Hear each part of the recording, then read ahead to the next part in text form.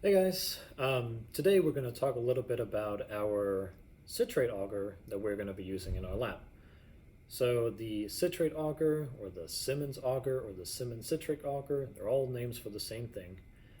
This is an example of a defined media where some or most of the essential nutrients have either been limited or completely eliminated from the media itself.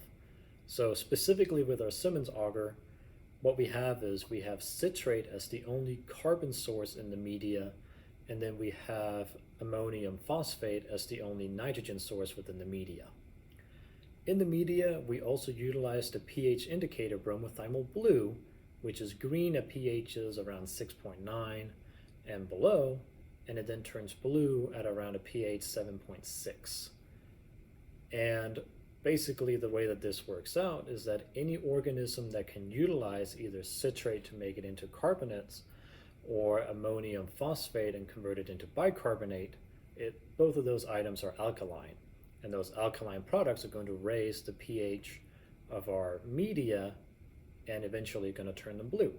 So the media, again, it starts out as a green color, and then if you can create those products, it turns kind of blue like you can see in the video here. So once you've done the test and you've waited again a week or so, or however long, 48 hours, however long it is for your test, if it stays green, that's a negative result.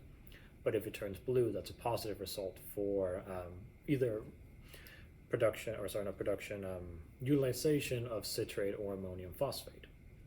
Now, in terms of actually inoculating this one, you can use a standard broth to slant transfer. But if you have your bacteria on another slant, or if you have it on a plate, you can transfer those as well onto our Simmons auger. But that should really include what we kind of need to know about this